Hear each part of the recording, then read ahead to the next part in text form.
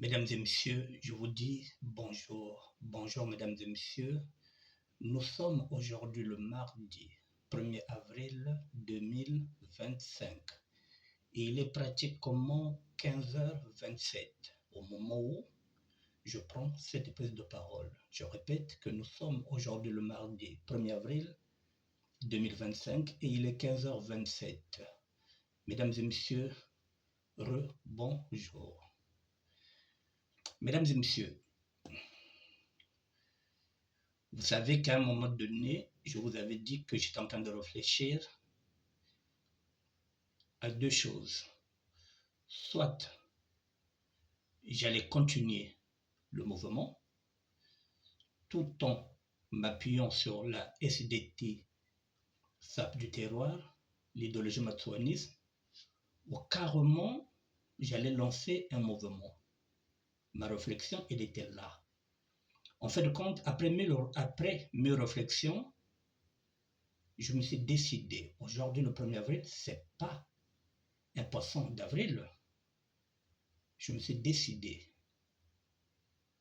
à lancer un nouveau mouvement. Aujourd'hui le 1er avril. Pourquoi j'ai choisi le 1er avril?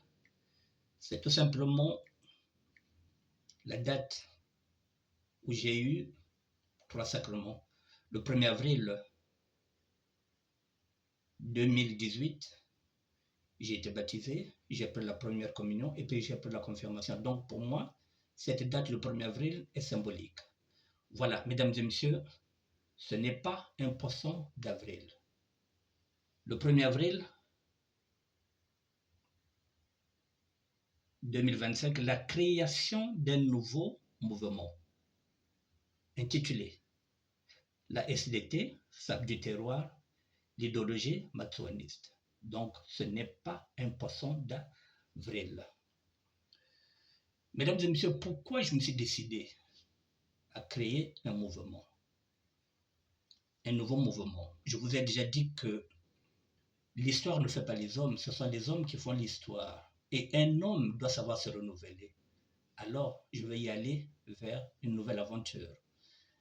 Mais avant d'aller dans cette nouvelle aventure, mesdames et messieurs, je pense que je vais repartir dès le début. Je vais repartir vers le début, c'est-à-dire que je vais mettre le rétroviseur. Mais ce rétroviseur, je vais le commencer à la Mecque, la maison des étudiants congolais, 20 rue Béranger, Paris 3e. C'est là où je suis arrivé le 1er mai 1982. C'est dans cette maison, la Mecque, la maison des étudiants congolais, que j'ai appris l'idéologie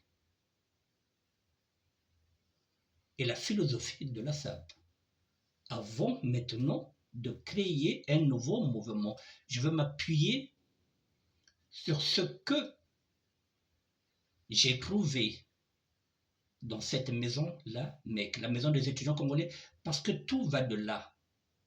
Moi, en tant que sapeur du terroir, pour moi, tout commence à la Mecque. Et je suis obligé de vous amener dans ce rétroviseur de 1982 avant de vous présenter les lignes véritables de ce nouveau mouvement. J'avais dit que j'avais fait session avec la SAP, c'est en août 2024. Mais j'ai hésité entre la continuité du mouvement ou carrément créer un nouveau mouvement, d'où je me suis décidé de créer un nouveau mouvement. Pour cela, je vous ai dit que je commence à la Mecque. Je commence à la Mecque.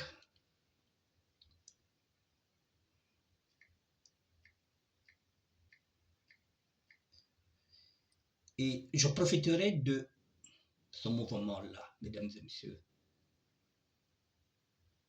Je profiterai de ce mouvement-là, mesdames et messieurs, pour dépeindre, je dis bien pour dépeindre la société congolaise. En tant que sapeur du terroir, je vais dépeindre la société congolaise parce que La peinture qui est là, elle ne me plaît pas.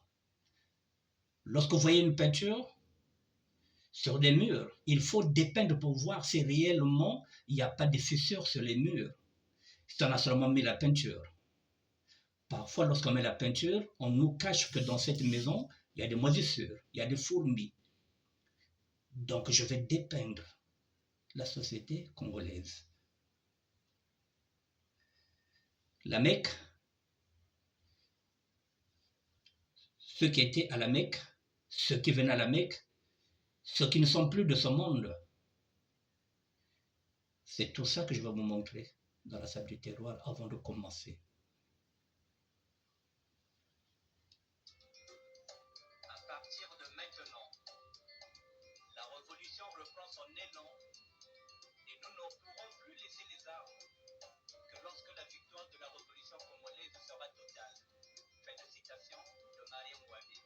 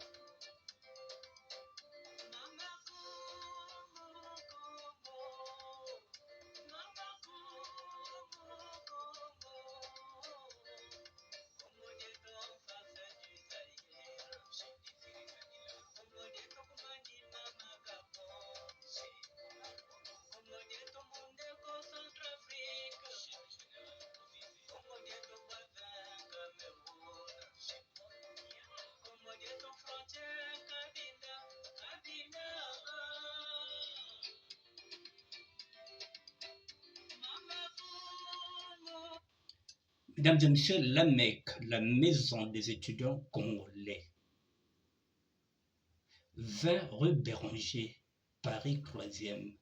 Tout s'est joué dedans.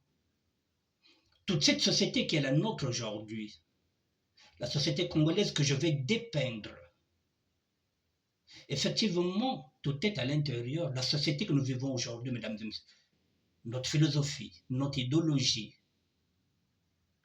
ce que j'ai appris à la Mecque avec les grands, ce que j'ai appris dans ce parcours-là avec ce regard qui est devenu le mien, celui aussi d'un évangéliste. Mon vécu, mon regard actuel, ma petite sagesse, c'est ce que je vais vous apporter, mesdames et messieurs, comme témoignage pour que vous compreniez que il ne s'agissait pas seulement de la SAP. Au-delà de la SAP, nous irons maintenant dans l'idéologie matsouaniste. Pour cela, mesdames et messieurs,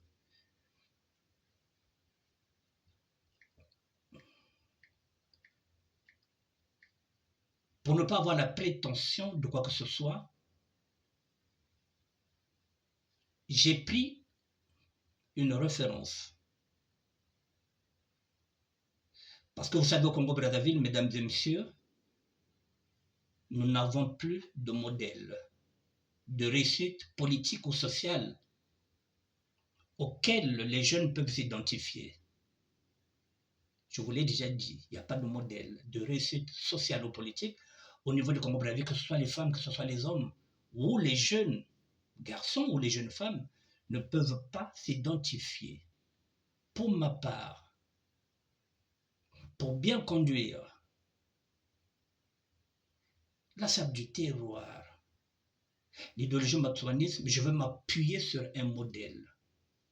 Ce modèle, je vous le présenterai. Il s'appelle Monsieur François Nkodia, Ia Francos. Je m'appuierai sur lui en tant que dandy du XXIe siècle.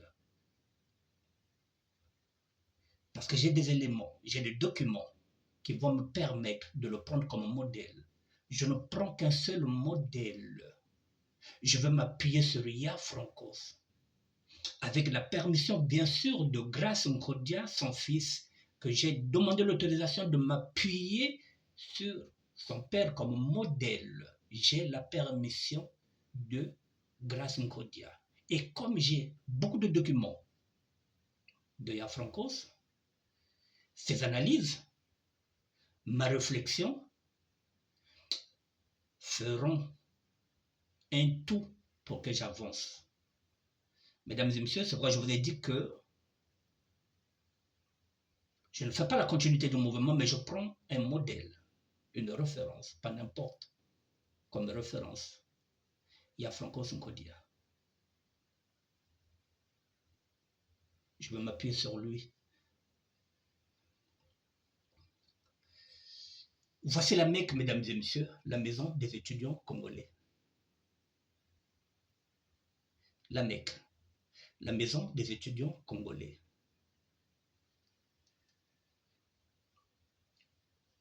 Je suis arrivé dans ce bâtiment-là le 1er mai 1982. J'avais 23 ans et demi. Et je vous rappelle que cette photo, je suis parti la prendre chez mon doyen, Philippe Assompi, que je vais vous présenter, qui était l'un des garants de cet immeuble-là. Un des responsables, Philippe Assompi, que nous appelons, nous, affectueusement, le vieux Djalma. Mesdames et messieurs, je suis arrivé dans ce bâtiment-là le 1er mai 1982. J'avais 23 ans et demi. Je dis bien la Mecque, maison des étudiants congolais.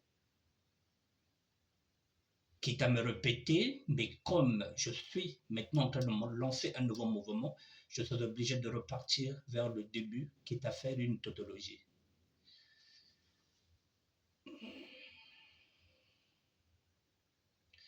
Donc, mesdames et messieurs, quand j'arrive dans ce bâtiment-là, ce bâtiment nous a été légué par le premier président de la République du Congo, l'abbé Fulbert Yulu, qui s'était dit qu'il faut qu'il y ait un endroit où les étudiants pourront dormir. Les étudiants congolais, bien sûr. Quand je dis étudiants, voilà, les étudiants congolais pourront dormir. Parce que lorsqu'on envoie les étudiants ici en France, ils n'avaient pas de logement. Donc, le président, l'abbé Fulbert Yulu, avait mis à la disposition de tous les étudiants congolais cet immeuble-là, 6 au 20 rue Béranger, Paris 3e. Et entre-temps, le président Yulu avait encore aussi légué deux bâtiments pour les vrais réfugiés politiques. Je dis bien pour les vrais réfugiés politiques, comme les maudits Leno Massengo, qui venaient de temps en temps à la Mecque, qui nous apprenaient le militantisme, puisqu'il avait créé un parti qu'on appelait l'AEC, l'Association des étudiants congolais. Vous voyez, donc il y a la Mecque, la maison des étudiants congolais, mais nous étions des militants du parti politique qui était créé par le doyen Moudile Nomasengo. L'AEC, l'Association des étudiants congolais, ils venaient nous voir là-bas pour nous apprendre le militantisme. Alors, donc, finalement, on avait 3 bâtiments. Celui des étudiants congolais, la Mecque, et on avait 2 bâtiments où les vrais réfugiés politiques vivaient en famille. Comme vous voyez aujourd'hui, les HLM. On en avait 2 dans le 13e arrondissement. Je vais parler en Lari, je vais parler en Kikongo, je vais parler en Lingala. Mayulu watu nzo tatu za kakakatutorela. Nzo moshia ba étudiant ba congolais. Bo ba kwiza ka kumputu ngati babana umba babuila tolo. Ormi bursa ngati ka babani oncho bursa tatamba katemika butufuta ngoro nzo kani. Mayulu watu wana nzo ya ba étudiant. Et wabutu tula encore nzozole mu disposition za vrais réfugiés politiques. Bobi de Kouizaka na bakento bao na bala bao, ceux qui ne voulaient plus repartir. Ils avaient demandé l'asile. Donc en famille. Donc on avait deux nzozo zolé zena immeubles zolé za bakoko dans le 13e arrondissement. Mona uzonda fasiye. L'abbé Fulbert Yulu pesa bet bayinzo tatu. Mosi ni bet vana bet na la Mecque. Yene ke ba étudiant. Pourquoi les étudiants que kuiza na bourse yandi yan sommerde dia que avec bourse que fio tian qu'on fout dia que ba o yan qu'on louer à l'époque dans notre chambre ben on louer studio. Donc yinzo vwanda kuna. Ki me bet vanda fout kuna kaka courant. Na maza kaka ba charge. Mais yinzo vwanda ya beto. Donc l'abbé Fulbert Yulu étant premier président pesa bet ba yinzo tatu. Bainzo zoli vana na 13e arrondissement. Yinu vana na 13e arrondissement, ya vana ba vrai réfugié politique, bain vana zoli dia ko côté par exemple na Bwala, vanda kana ba kencho ba na bani ya ba vanda dans le 13e arrondissement. Et de temps en temps, grand ina mudile no masemo vanda ko na la Mecque, nako côté se fait dire na kati ya militantisme na ozonze attention ben makom na putu, mais ben zimbani ve actualité à Bwala. Donc Betovanda, na kati ya Kemina d'être parti politique, AEC, l'Association des étudiants congolais. Donc Betovanda salba réunion kuna na la Mecque, na rez-de-chaussée. Nazolo baboye. Tango yaki poto. Tango ngana yaki poto na 82, na kokuta ndako wana déjà ya ba étudiants, la Mecque, maison des étudiants congolais. Oyo, le premier président, l'abbé Fulbert Yulu, a tchaki na disposition des étudiants parce qu'à mon que bourse au étudiant bazouaka et qu'on a la moqué sur le foot sur le palais. Donc il est mieux que bazala, déjà nanda ko oba ozala, ba ko futaka ba charge, c'est-à-dire que mai na électricité. Kakawana. Entretien bango mo ba ko sala yango. Et entre-temps à Sombaki de Soussou, oui, je dis à Sombaki, c'est-à-dire que il a mis encore à la disposition deux bâtiments, si vous voulez, si on peut dire ça, bâtiment, bien deux immeubles, net HLM, là où il y avait les vrais réfugiés politiques. Au moins, bâtiment sous Bazalaki Awa, Bazotanga, Balubi Atrokotate, Ana Mwasi Ana Bana, Bangwana Bapesa Mangon net HLM. Mais il y a l'État congolais. Ça existait au temps de l'abbé Fulbert Yulu. C'est la raison pour laquelle, mesdames et messieurs, quand je parle de SAP, c'est pourquoi je suis parti vers la SDT, la SAP du terroir, pour que chaque sapeur du terroir puisse d'abord connaître son histoire. Au-delà des vêtements, là nous ne parlons pas des vêtements, je vous raconte maintenant ce que c'est un sapeur du terroir. Le sapeur du terroir, c'est celui qui doit d'abord connaître son histoire, qui doit regarder et qui doit s'intéresser à la politique sociale, économique de son pays. Que vous soyez ivoirien, que vous soyez gabonais, si vous êtes sapeur du terroir, vous devrez vous intéresser à l'environnement dans lequel vous vivez. C'est-à-dire que vous avez le droit de contempler ce qui se passe. Ne vous limitez pas seulement aux vêtements. Parce que si vous n'allez pas vers la politique viendra vers vous. Si vous ne décidez pas vous, ce sont les autres qui vont décider à votre place. Et pour que les autres ne décident pas à votre place, vous devriez œuvrer pour que vous ayez le droit de vote. Pour que vous puissiez avoir le droit d'avoir une carte d'identité. C'est un droit fondamental. Que vous puissiez avoir le droit d'avoir un passeport. C'est un droit fondamental qu'on pouvait avoir le droit d'avoir l'acte de naissance.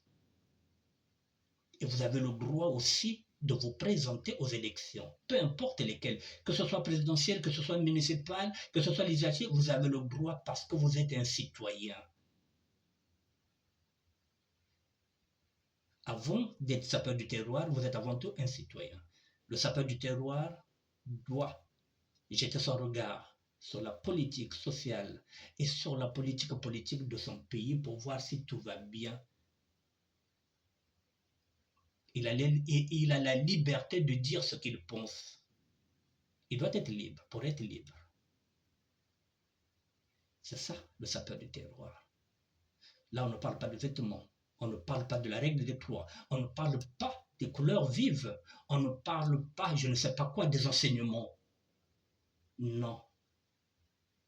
Nous mettons d'abord les bases. Il faut déjà définir ce que c'est qu'un sapeur du terroir.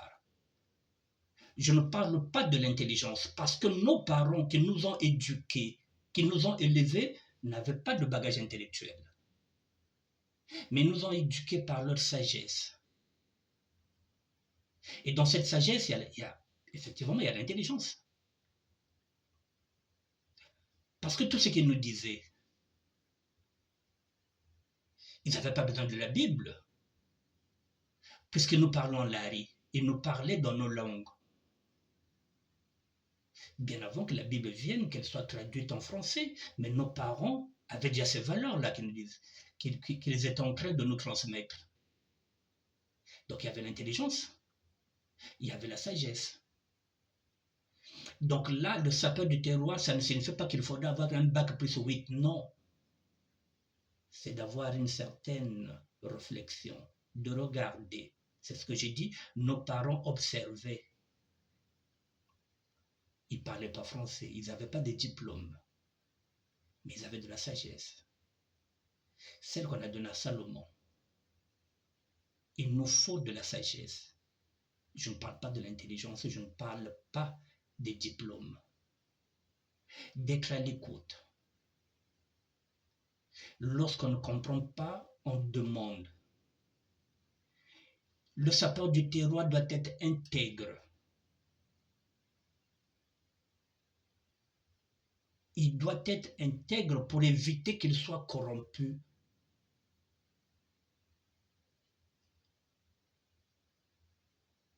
Le sapeur du terroir doit avoir un regard sur sa société dans laquelle il est, dans cette société où le sapeur du terroir est né.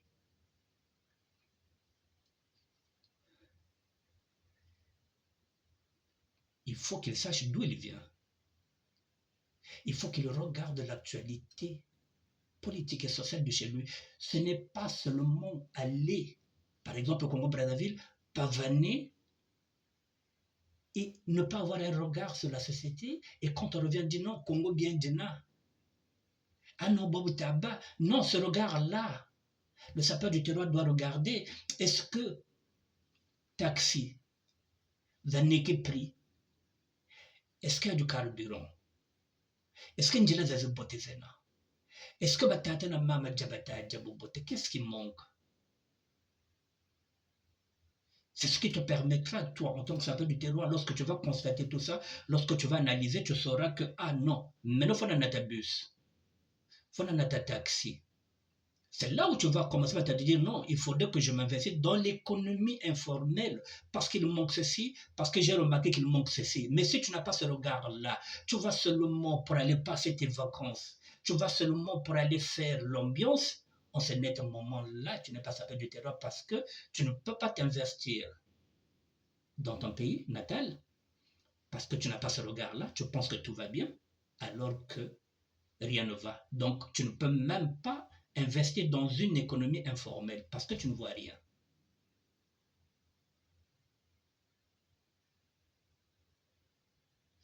Alors, mesdames et messieurs, donc je reviens sur la Mecque.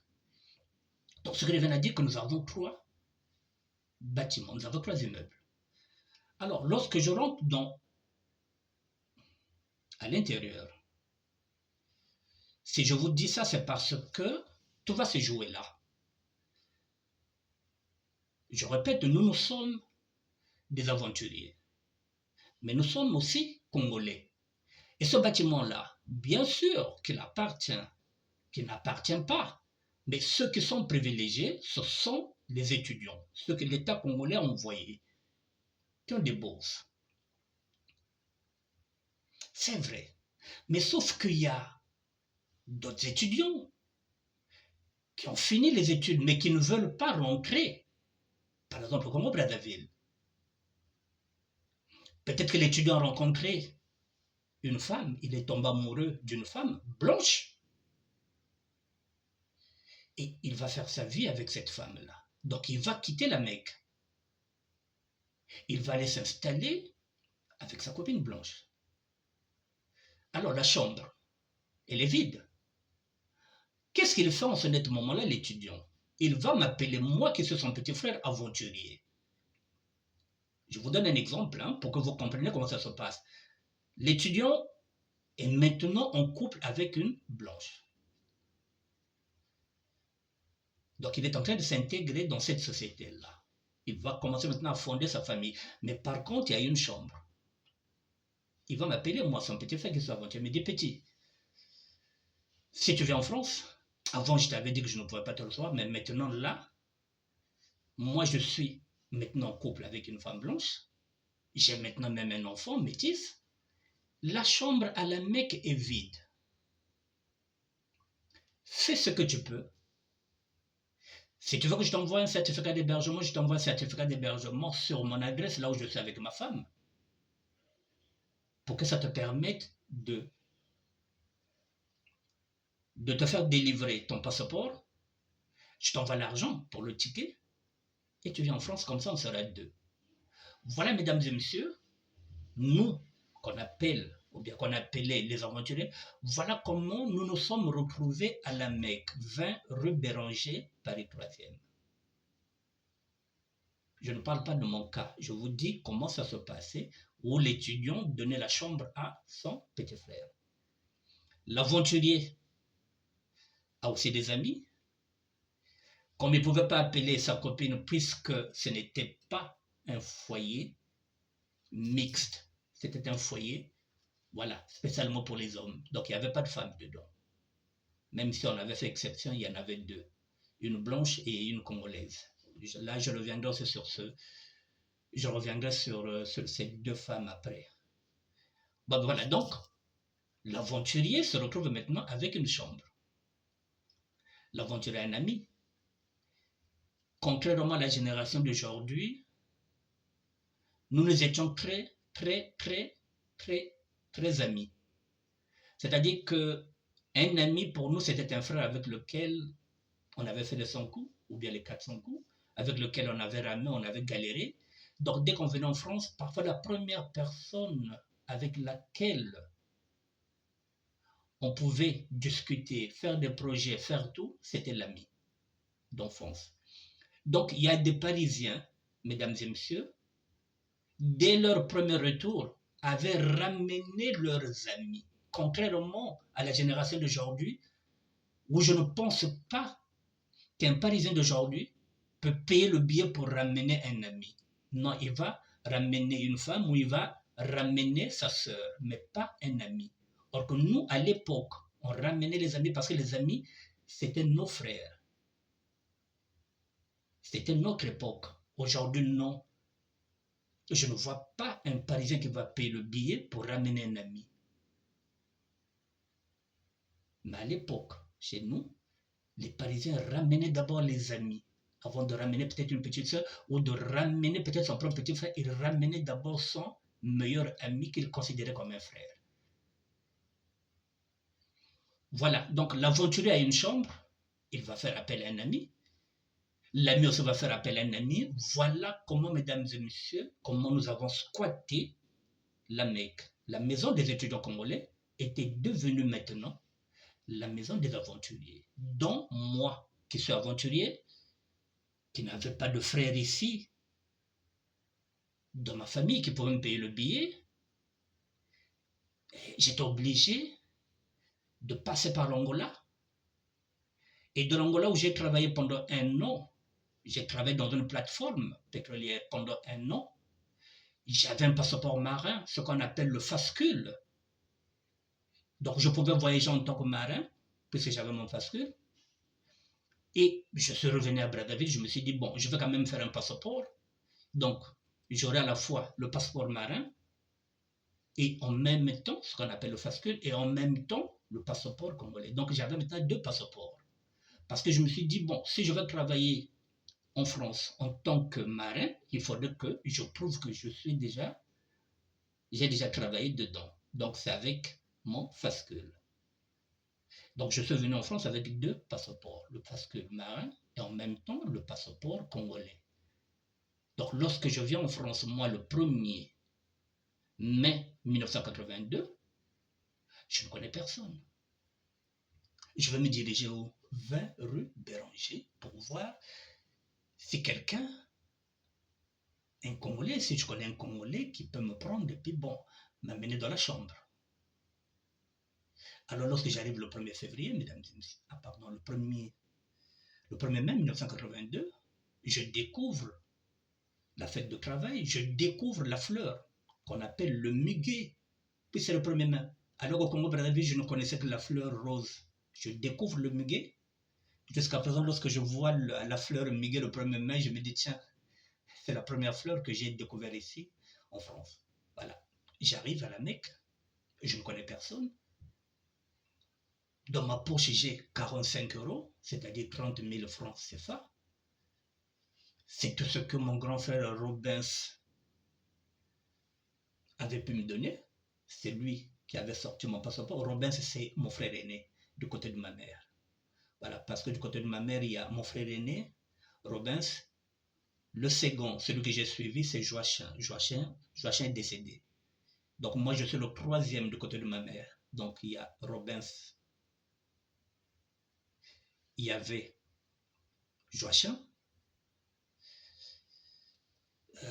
la fille de mon grand frère est là. Je lui fais un clin d'œil. Elle est là à Lyon. Je ne donne pas son nom. Voilà, donc j'avais 2 frères avant moi, parce que je suis le 3e de ma mère. Le 2e, Joachim n'est plus. Donc je deviens le 2e. Voilà, donc mon grand frère, c'est lui qui m'avait sorti le billet, c'est lui qui avait demandé à son ami de m'envoyer le certificat d'hébergement. Il m'avait donné 30 000 francs, 45 euros aujourd'hui. Et quand j'arrive à la Mecque, j'ai 23 ans et demi. Je suis né à Brazzaville, dans la rue Lagué, à Mongali. J'ai évolué au plateau de 15 ans, dans la rue Voula. Je quitte Brazzaville, j'ai 12 ans. J'arrive à Pointe-Noire, je fais 10 ans à Pointe-Noire, ce qui fait j'ai 22 ans. Je vais en aventure en Angola une année, j'ai 23 ans. Je vais à Paris, j'ai 23 ans et demi. Donc je ne suis ni Ponténégrin, ni Brazzavillois. Et la SAP, j'ai évolué à Pointe-Noire, pas à Brazzaville. Donc lorsque j'arrive à la Mecque, je n'ai pas de nom. Quand on dit je n'ai pas de nom, c'est-à-dire que je ne suis pas une célébrité. Je n'ai pas brillé en tant que sapeur, même si le mot sapeur n'existait pas, en tant que lutteur. Je n'avais pas un nom. Au Congo-Brazzaville, pardon, à Brazzaville, c'est pas là où j'avais commencé la SAP. Donc, quand j'arrive, ce sont des communautés, ou bien plutôt des quartiers. Donc, chaque quartier a une chambre. Et moi, j'étais de Mongali. J'étais aussi du quartier Mbota, à Pointe-Noire. Donc, ni Ponténégrin, ni Brazzavillois. Pas de nom. C'est-à-dire, quand je dis pas de nom, c'est-à-dire que ce n'est pas une référence comme je suis aujourd'hui. Donc, difficile de te mettre dans une chambre. Alors, pendant un mois, je répète encore cette anecdote, pendant un mois, je vais dormir dans les escaliers de la Mecque pour être seulement à l'abri dans l'immeuble. Et après, j'ai constaté qu'il y avait un débarras avec mon doyen Kinko Martin. Je mettrai les photos avec le temps. Il m'a aidé à enlever les débarras qui étaient là-bas. Et puis j'ai mis un petit carton comme porte. C'est là où j'ai commencé à dormir.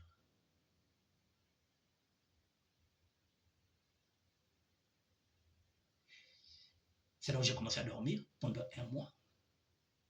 Je dormais dans un débarras parce que je n'avais pas de nom, je n'étais pas célèbre, personne ne voulait de moi, que ce soit du côté de Brazzaville, que ce soit du côté de Pointe-Noire. C'est la raison pour laquelle, mesdames et messieurs, je vous dis que tout s'est joué à la Mecque. L'idéologie de la SAP, lorsqu'on viendra avec cette idéologie, je suis à la Mecque. Donc si aujourd'hui je laisse la SAP, qu'elle soit derrière moi pour mettre maintenant un autre mouvement, c'est pour vous dire que tout ce qui est néfaste en matière de SAP va rester derrière. Tout ce que j'ai commis comme erreur en tant que sapeur sera derrière moi. La SAP du terroir, ça signifie que je verrai ce que j'ai mis dans la SAP. Parce que dans la SAP, j'ai mis aussi une plus-value, moi, en tant qu'Annick Bertin. Je vais récupérer ce que j'ai mis comme plus-value dans la SAP pour ramener ça dans la SAP du terroir, quitte à remodifier. J'ai écrit des textes en tant que sapeur. Je vais les réadapter. Je vais ramener dans la SAP du terroir ce concept qui est le mien, le parisianisme, puisque je suis parisien. Je remettrai le parisianisme en marche. Donc à l'intérieur, je récupère le parisianisme.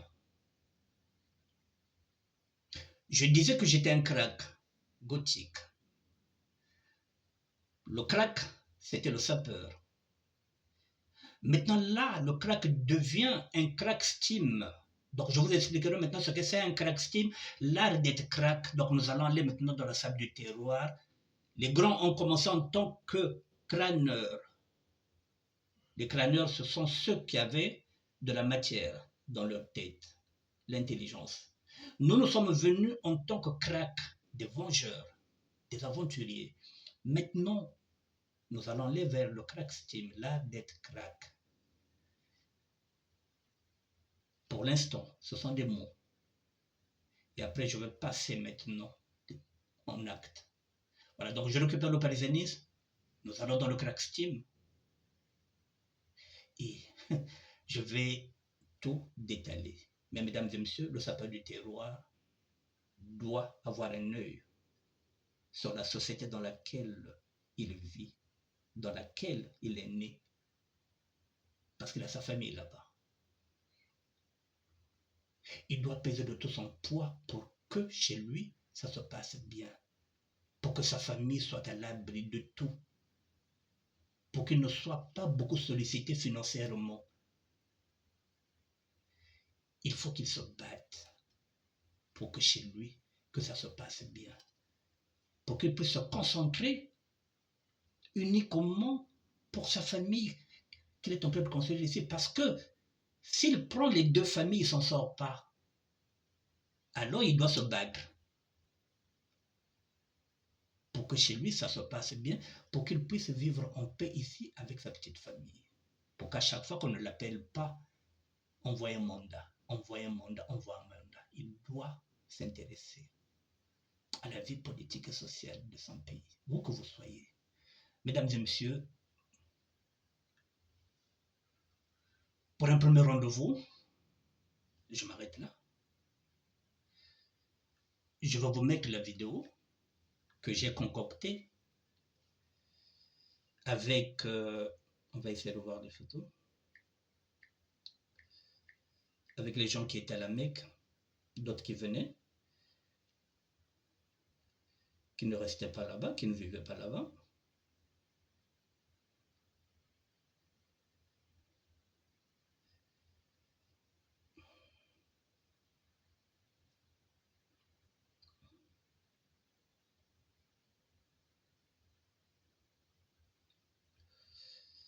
On va essayer la Mecque, la maison des étudiants congolais, vers le Béranger, Paris 3e. Je vous dirai aussi à quel moment. Ça, j'ai pris ça chez le vieux, comme je dis, Philippe Assampé. Il a dit quoi? Dessus, le préau, l'appartement du natif de Potal, voilà. Ça, le préau, au rez-de-chaussée, c'est là où était la chambre du grand Dialema. Donc j'ai pris ces photos-là chez lui. Voilà. quittez pas. J'ai pris les mêmes photos. Ici, on a 2 résidents à la Mecque. Il y a Jacques Palace, en pull rouge, et puis il y a Richard. Les 2 sont décédés. Richard, celui qui est debout, est décédé en 2020 à la suite du Covid. Hein. Ce sont les premières victimes du Covid en 2020. Ceux-là, ils étaient à la Mecque. Le grand Philippe Assompi écrit « Mes complices au 20 rue Béranger, Bapir Elek Namai Mabele Mokonzi ». Voilà. J'ai pris ça chez Philippe Assompi.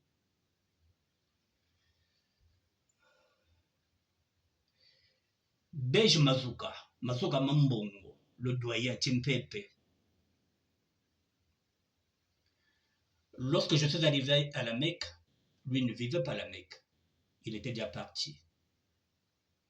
Mais il venait de temps en temps. Ce sont des anecdotes que je vais vous raconter de temps en temps. Beige Mazuka, Timpepe, le doyen Mazuka Mambongo. Les amis de Stravos Niarchos. Le vieux Philippe Assompi écrit Beige Mazuka Mambongo, mon frère, Liwa Eza Nzelaina Bissobans. Que de souvenirs de moments heureux, un bonjour, voilà. Beige Mazuka Mambongo. Je vous mets ce garçon-là, qui est aussi décédé, il y a quelques années, je pense en 2021, Berthoud, l'un des meilleurs de sa génération. Il était aussi à la Mecque. C'est la raison pour laquelle j'ai pris cette photo-là, parce que je vous présenterai toutes les personnes, si j'ai les photos, qui étaient avec moi à la Mecque en 1982, jusqu'à la fermeture de la Mecque. Philippe Assompi, c'est encore lui, toujours présent, Liknangaï. Voici le doyen Philippe Assompi, que nous appelons affectueusement Djalma.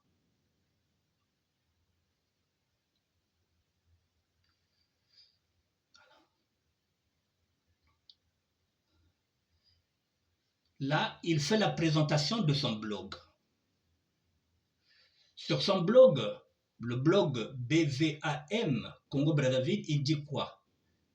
La réflexion du grand frère, elle est là, je vais vous la lire. Description. Faire de la SAP un mouvement ancré dans la culture congolaise, un moteur de développement économique. Tel est l'objectif de ce blog, le sien.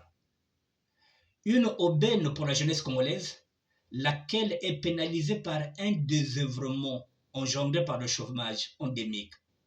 Producteur de pétrole, le Congo a suffisamment de réserves financières pour s'imposer dans ce secteur d'activité et faire de Brazzaville la plateforme industrielle de la mode en Afrique et à l'instar de Paris pour l'Europe, Tokyo pour l'Asie. Voilà la réflexion du grand frère par rapport à la SAP. Je vous l'ai mis. Maintenant, je vous ai mis sa page. Si vous voulez rentrer en contact avec le grand frère, la page est là, Philippe Assompi. Maintenant, il parle maintenant des tourbières, donc vous allez essayer de comprendre. Celui-là, vous le connaissez, Djobala, le roi de la SAP. Lorsque je suis arrivé à la Mecque, il n'était pas à la Mecque, il ne vivait pas à la Mecque, il était déjà parti, puisqu'il est en France avant moi. Mais il venait pratiquement tous les jours. Bon, il pouvait dormir là-bas, même 2 jours, 1 semaine, voilà. C'était chez lui, c'était la maison des Congolais, donc il pouvait venir 1 semaine, mais lui, il n'était plus. Quand je suis venu, il était déjà parti. Djobala, le roi de la SAP.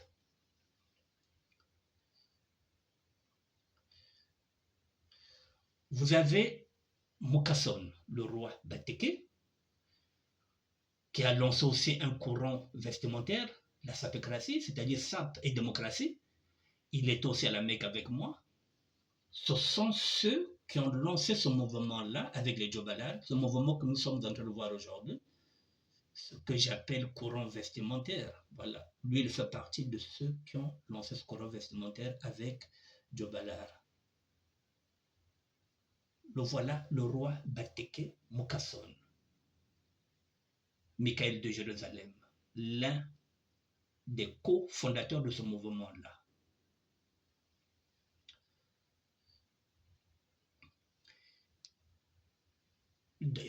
Mukasson et ce garçon-là, Rodrigue Kendrick, qui est décédé il y a peut-être deux ans de cela ou bien une année, ils étaient dans la même chambre à la Mecque.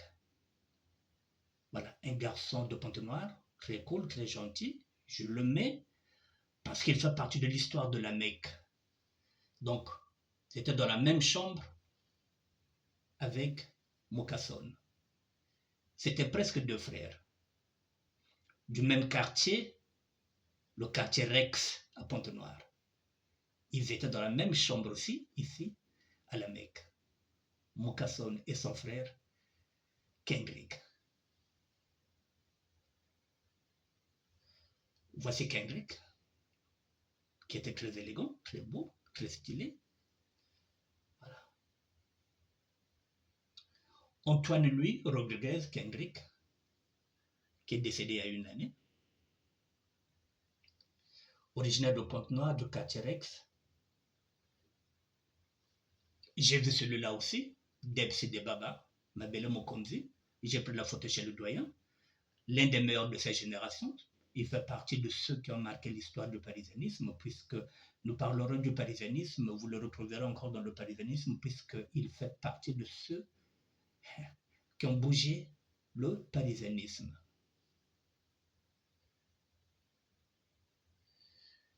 Claude Beige Mazugama Mbongo, je reviendrai sur lui. Voilà, mesdames et messieurs.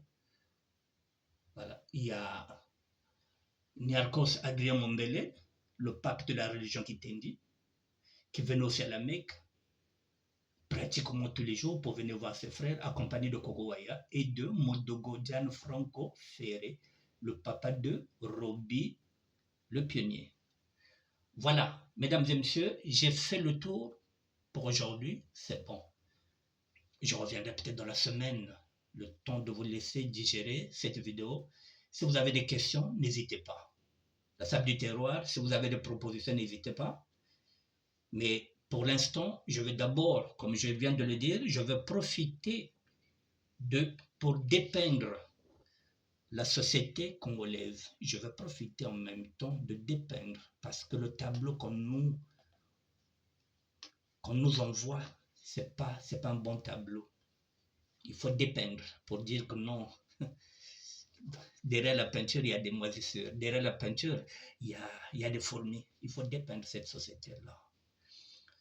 J'ai 2 numéros de téléphone. En même temps, ce sont des comptes WhatsApp. Donc, vous en avez 2. 06 01 47 94 01. C'est mon premier numéro. C'est également un numéro WhatsApp. Donc, si vous êtes à l'étranger, vous mettez 0033 06 01 47 94 01. Si vous avez quelque chose à me dire, voilà, n'hésitez pas à m'interpeller. Le deuxième numéro, 06 01 47 59 13. Là aussi, c'est un numéro WhatsApp. Si vous êtes à l'étranger, vous composez le 0033, l'indicatif de Paris ou bien de la France, et vous mettez 06 01 47 59 13. Voilà, j'ai fini. Mesdames et messieurs, je vous souhaite un bon début du mois d'avril. Que Dieu soit avec vous, que Dieu soit avec nous. Nzambe vwande na beno, Nzambe vwande se na beto, Nzambe azala na bino, Nzambe pe azala pe na biso. Nzambe ka baneno, Nzambe pe ka bampe na beto. Voilà, je vous souhaite un bon début du mois d'avril. Merci à vous, mesdames et messieurs. La sape du terroir, elle est là. Si vous avez des propositions, vous avez des réflexions, vous avez des questions à poser, n'hésitez pas. On est ensemble. On est ensemble. Vous serez ce qu'on appelle, comme je disais moi, lorsqu'on a créé la SAP, j'étais là-bas, j'avais dit quoi? Que j'étais, comment on appelle ça? Oh là là. Bon, je suis en train de sécher. C'est ensemble que nous allons travailler sur ce nouveau mouvement.